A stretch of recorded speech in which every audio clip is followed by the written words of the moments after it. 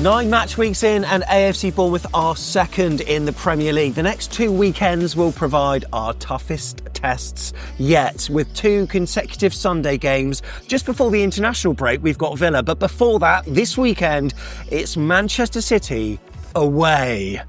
Not a great record. Tom, are you optimistic about this one? I wouldn't say optimistic, but I'd say... Would you agree that it's probably the best place we've been in going into a game at City away? Probably.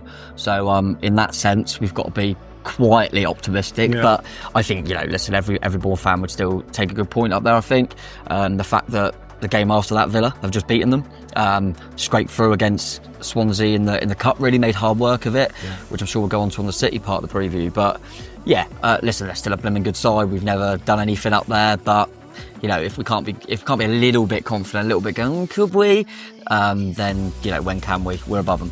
There's loads of stats to come, but I just wonder how many times we've played City where we've been above them in the table. Well, look, this is part 1 of a preview double header. Our next part will focus on all things Manchester City, but in this vid, we're going to take a Cherry perspective, plus we'll fill you in on the week's news at AFC Bournemouth. So here's what's coming up on this week's Bournemouth Briefing.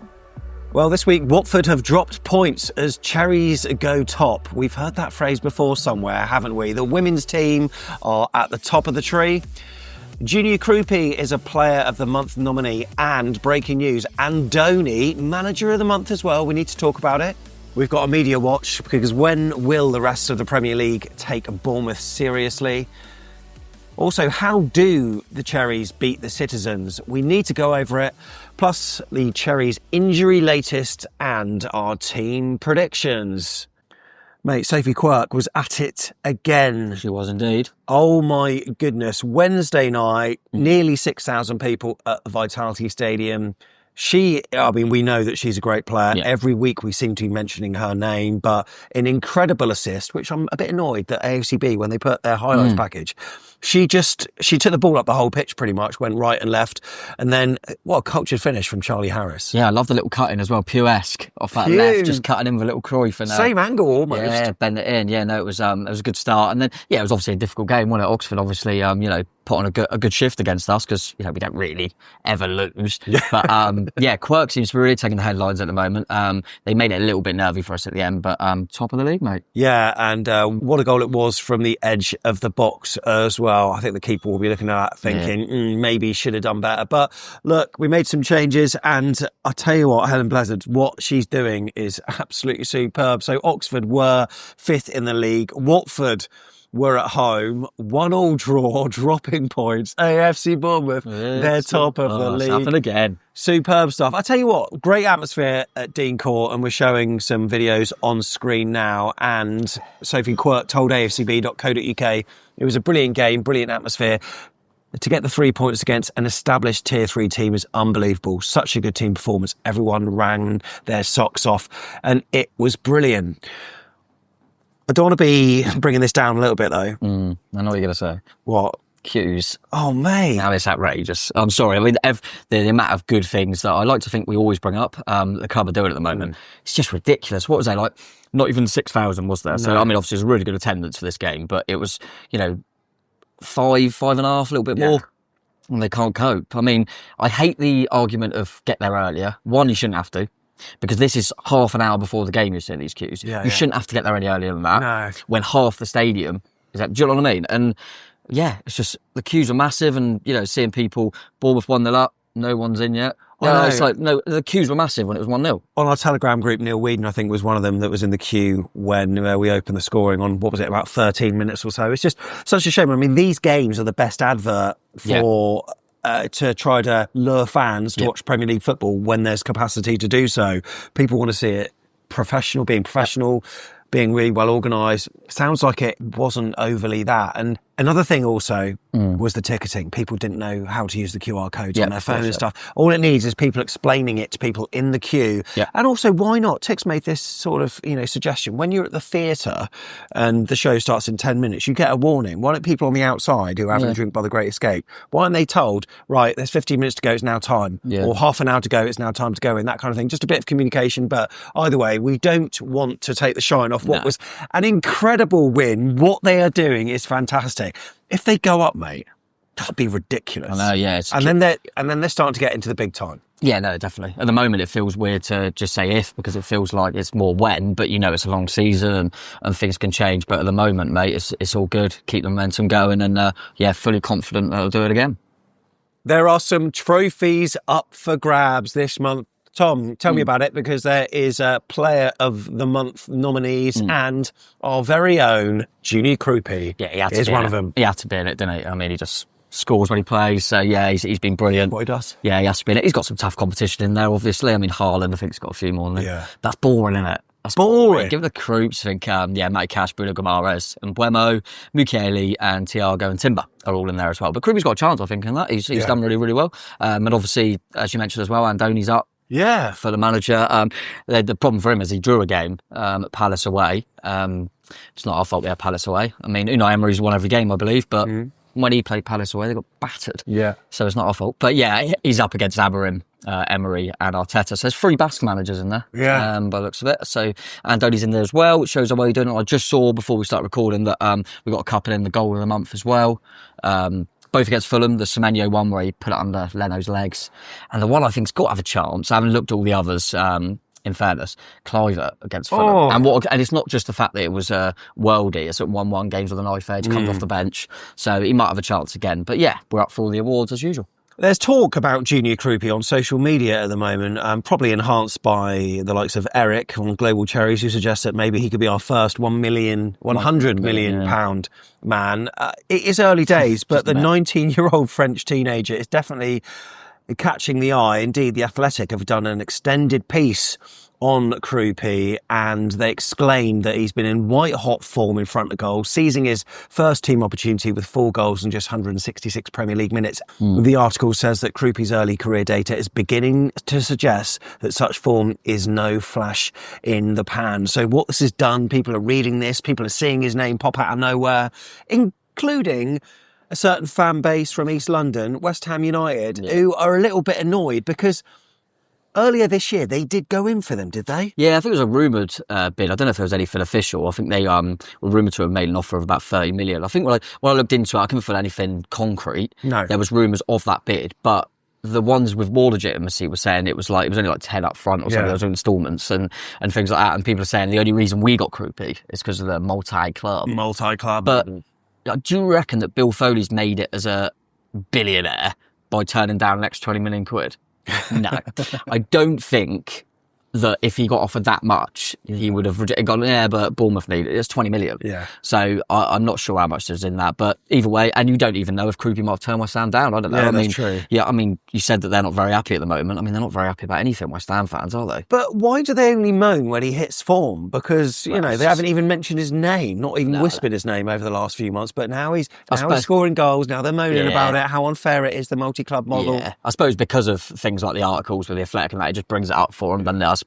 But it's been obviously Kroupi's been one of the main ones, but it does feel like the last kind of week has been like, everyone wants to talk about Bournemouth. We're relevant again, which is all good fun. But hopefully we'll go back under the radar soon, because it's a little bit. I just go both ways. They're not talking about us. Then when they talk about us, I go, shut up.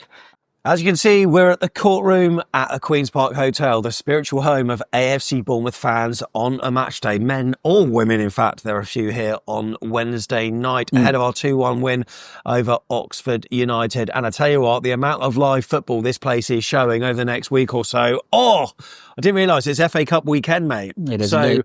Of course, being on TNT and the BBC, there's going to be every single match being shown here. Plus, on Saturday night, mate, there's a bit of a humdinger for Arne Slot, isn't there? Yeah, there is. Emery's going there. So as we just seen there, he's up for manager of the month because Villa are looking good. Big game for Liverpool, especially how many players they rested.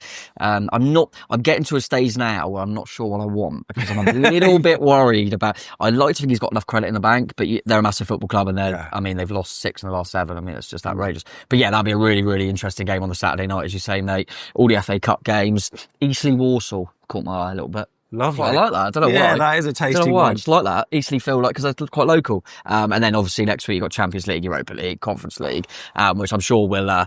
It's good to see that, because you want to know what places you're going to be going to next year. It's a while until the next AFC Bournemouth match. But the last one, mate, we had the raffle draw. Ugh. Some people are calling it a fix. Well, I'm annoyed. Just because Steve Hensman comes on the vlogs.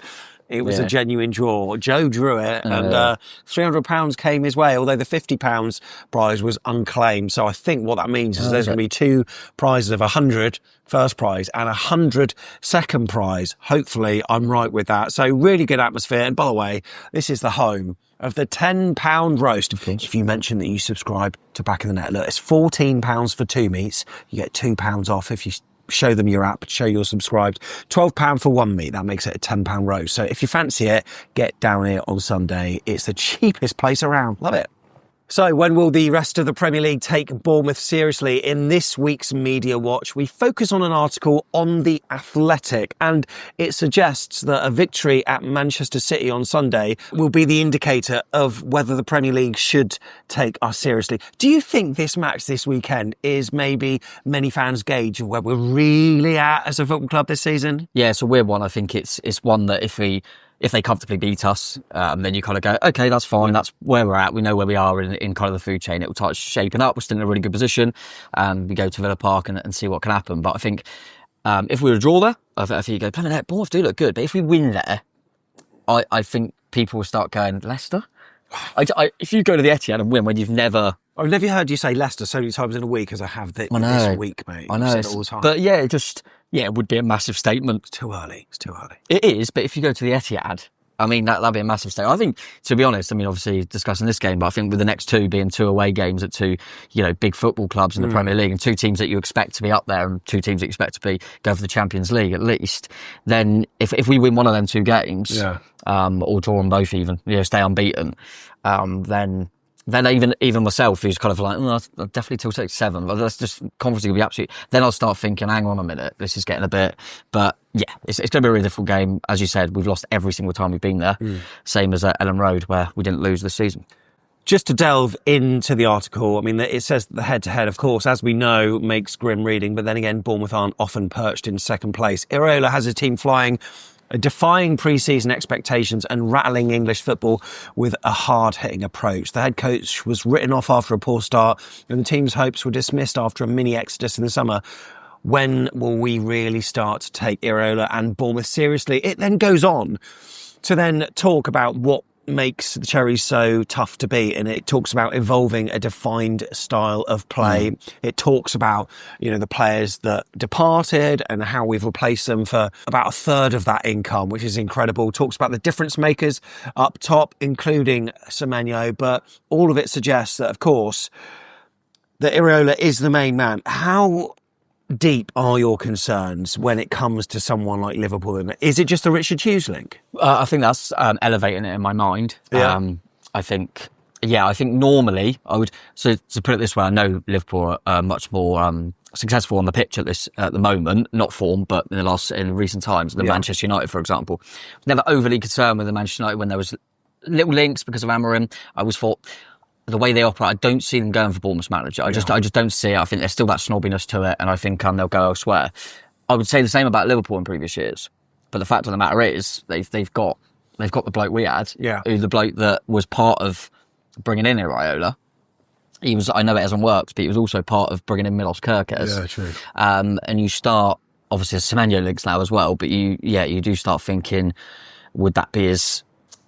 when he brought him into Bournemouth, Rich Hughes, he probably thought that because he's an upcoming manager that ended up going to be at one of the big boys. Yeah. So it's a little bit of a concern there. I think, fortunately, I do think there's a few other top gaffers around. I think obviously Glasner, I've mentioned before, is a top one and maybe got a little bit more experience. And you never know if someone like Klopp will go, I'll do it to the end of the season, or they might go, listen, we didn't expect to win the league last year. Slott's got enough in the bank. We don't know, but a little bit of a concern there because I think, he's that good, Iraola, and I think he would make them better. Indeed, you are helping that conversation along by spending over an hour with the likes of James Alcott on the Ripple Effect. I thought you were really good on that, mate. Thank you, mate. So I'd like to and that is audio as well as, video as well as audio, because when people say Spotify, they think it's an audio pod, but you can actually watch video through it as well. Still watch it on there. I believe it will be coming out later on his YouTube as well. Oh, nice. I've seen a few ones that he's done for the Ripple Effect. They come out a bit later because he obviously wants the Spotify get in there first. But I really enjoyed it, man. I mean, I love anyway. He talks good about football, and it's always nice. He seemed happy that he could talk about Bournemouth a bit more because we were relevant, as we just said. Yeah. But yeah, just chatting all things Bournemouth, mate, is always good fun. And yeah, I was a little bit kind of because I always think he's got good opinions on football, and he's normally a bit like, calm down, just be. And he went, oh no, I think you'll get Europe. I think you're like, God, don't say it. Could we? But yeah, we'll see. Maybe I did really enjoy it. How did Bournemouth beat Manchester City then? Right, in the next show, we're going to talk about when we did. But for this show, we're going to talk about the last 2 games we had against them. Because, of course, played them in the league at their place, but also at our place in the Cup. The FA Cup game was that 2-1 loss. We took the lead through Evan Nielsen, and then the second half was just almost a bit of a write-off. As soon as Erling Haaland scored, it's like we just couldn't do anything. They shut up shop in many ways.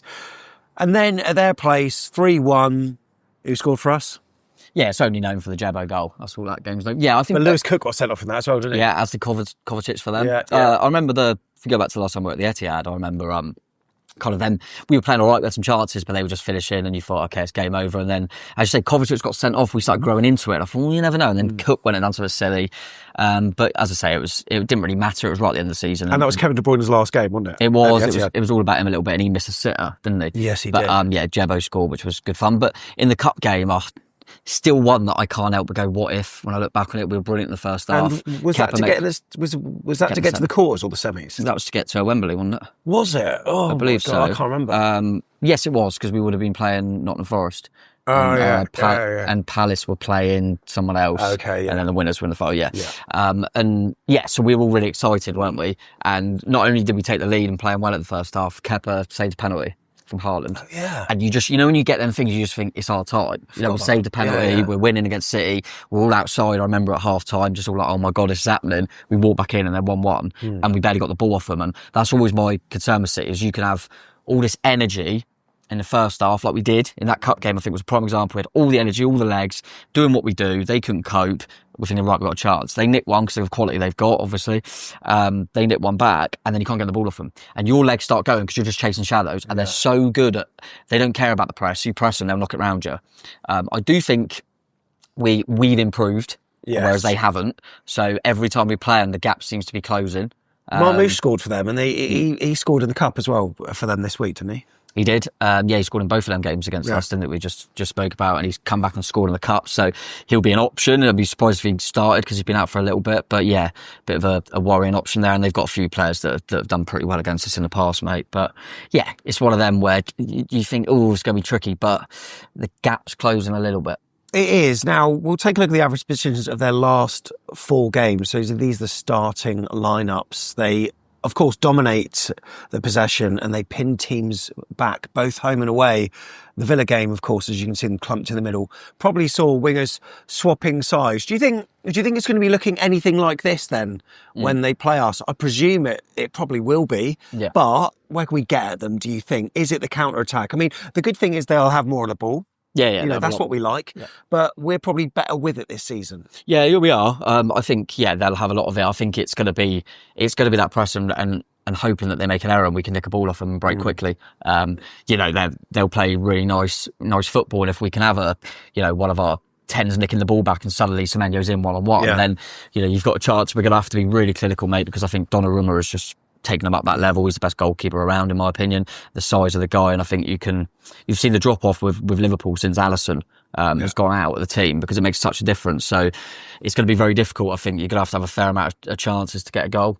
But Villa showed in the most recent Premier League game that if you do nick a goal, you can hold them. You can hold them. I thought Villa defended really well, but I wouldn't say there's a massive difference in us defensively to Villa. And we've shown already that we can keep quite a few clean sheets. So yeah, I think we got a chance. We got to hope that they have a bit of an off day and we're bang on it, and then you never know. Well, unsurprisingly, Manchester City have had more big attempts, big chances and a higher XG, although AFC Bournemouth have scored more goals. We have been scoring, of course, low probability chances. Man City have better defensive stats with noticeably less goal attempts against big chances conceded, with XGC and the number of goals conceded also clearly favouring Manchester City. We talked about the possession. Manchester City have had 66% possession, which is likely to continue at the Etihad. Their pass completion rate is very high, 90%, leaning into what Tom said earlier about them being quality on the ball and managing to beat our press. Cherries have been creating a lower proportion of chances from set pieces than Man City and conceding a higher proportion of chances from set plays. I was just going to say, all the stats go into, City, beat us at everything, but then we score more goals. I know. So again, we've got to look at that we've got to be clinical and we've got to hope that they're off it again in that sense. Well, Manchester City are averaging 13.7 shots per game in the Premier League this season, the lowest average across a single campaign since 2007, which is absolutely nuts. We know all the stats about Manchester City winning all their home games against Bournemouth. In top flight history, only Manchester United against Luton and Man City themselves against Swansea have had a better 100% home record win rate against an opponent. So this is interesting. Bournemouth this season, you know where we can get them? Shots outside the box. We've scored more than any other side in the Premier League this season with 6. 6, have we? Yeah. Didn't know that. I suppose, including that Tav goal, of course. Yeah, the Tav goal, Kroupi. Semenyo's against Liverpool was outside the box. Yeah, and his free kick. Yeah, we have had a few, haven't we, Clive? So have a few little pot shots, mate. Why not? And Manchester City are the only side in the Premier League this season to spend more than half of their game time in a winning position. That's 51.3%. However, Bournemouth have spent the fewest time trailing, both overall and as a percentage of goal time. That's 98 minutes and 13 seconds and 10.9% respectively. There you go. Stat zone. That's where it's at. Let's check out the team news then. We're in an all right position, aren't we, mate? Yeah, really? Not bad, mate. Just Ever, is it? And he's kind of on his way back. Ever could be available. We'll have to wait and see. He's kind of stay tight-lipped on that. I think it's one thing we spoke about before, mate, because of Kroupi's form. He doesn't need to be rushed. It might be a feeling of him going, I'll have him there, though. Right. If we are in the game, if it's, we're level or it's 2-1 down, it's not a bad option to bring on. I think we've seen in the last few that when Kroupi's tired, Adley, it didn't work up front. We tried to put Semenyo up front, didn't quite work. So he might look at that potentially. I think, I'm not sure about kind of Hill, Smith, who were left out of the last one, but I think it was just tactical. Unai was even back, so I didn't think of that actually. Maybe he can rest him a bit more because Unai, the ex-Man City striker, remember? So Unai late on, never know, and he's a bit of a focal point that could cause some problems. But yeah, we're in a really good place, mate. So we've got to take advantage of that. And it's kind of, we've got a lot of good headaches at the moment. Let's do the Bournemouth team then. Here we go. And it's worth just remembering, actually, by the way, that in the previous game, Christie wasn't available. And on the bench, we had a fair few youngsters. So when you say we're in a stronger position... Araujo started, who doesn't get on our bench anymore. And Jebo scored for a reason. So, yeah. And it was only 3-1. What are you going for this week then, mate? Yeah, I'm going to make a one bold one, really. And I'll tell you my thinking, because I don't like to be boring. I'm obviously going to stick with Petra and goal. Jimenez has got to stay in at right back. I'm going to keep Milisavljevic. Yeah. Is that right? I'm going to keep the big man in there just because I think we spoke enough about why potentially he put him in, and obviously he was good. And I think it would have looked at them being direct. Obviously City aren't direct, but they've got the big man Haaland, so let's put him in there. He's all right. Next to Senesi and Traffert at left back. I'm going to stick with Scott and Adams, even though it's a tricky one because Scott's always better when we have more of the ball. The reason I'm doing that is because I'm actually going to bring Christie in as well. Okay. And I'm going to put Christie in the advance role, only because I think we've mentioned this as well. Clive, that's been better off the bench, didn't play brilliant again. And Tav, I thought, done well when he went back to his on the right-hand side. Yeah. So I think he's going to stick with Tav on the right-hand side, Semenyo on the left. And I just think that Christie gives you a little bit more structure in there against City, where they like to keep the ball. And I'm not being funny, but if they are going to play it around in a deep position, I wouldn't mind Christie ratting at that. You know what I mean? And so that could be one that we do. And Kroupi, I still think will lead the line. Apart from that, mate, pretty good position. Adams is on 4 yellows. Yeah. So he's the one that if he gets one, will miss Villa Park. There's quite a few on 3 as well. I think Semenyo might be. Jimenez, Senesi, Brooks. I think there's a few on 3. You know that sometimes I clip up stuff from previous shows and I'd be like, we'll pop them on the vlog. Yeah. I've got a funny feeling Cook will start. No idea. Cook? That's random, isn't it? Yeah. Especially with the last time we played him, got Blemmer sent off. Yeah, I don't know. I've got a weird. What are you thinking in midfield as well? Yeah, I just don't know. But that's what I'm saying. No, hopefully not hopefully I'm wrong, but no, yeah. You know what I mean? I'm trying to get it right. In terms of Eli Kroupi, of course we know that he scored in each of his last 3 Premier League appearances for Bournemouth. Only 3 teenagers have ever scored 4+ consecutive games in the competition. That's Robbie Fowler, and Nicholas Anelka, and Franny Jeffers. Oh, that's a random one. So I tell you what, he could add his name to that list of legends. The referee, Sam Barrett, did a good job actually, didn't he, in the last game? So look, let's because he got a corner wrong for us. but he let play go on, yeah. But technically, if you want to say it's not bias, he made a stupid decision. Okay, all that I know. Anthony Taylor's in charge for this one. He took our opening away game at Liverpool. Predictions, we'll do them in the next show, so hold your horses. We're going to be at Q for the next one, but make sure you're at the QP this weekend and this week for lots of live football and weekend. Oh yeah, by the way, there's a couple of things you can do. Oh yeah, make sure you click the big fat like button, hit the bell and you'll see when all the videos are out, and then click the subscribe button. That is the most important one, and we do appreciate it very, very much. Stay tuned if you're listening to the podcast, because the second part is coming to your ears very, very soon. Up the chairs, see you later. Come on. Was Anthony Taylor the bold? Yeah, all right. No, I'm just saying I know it. Yeah. I know which one he is. Go there. You crap.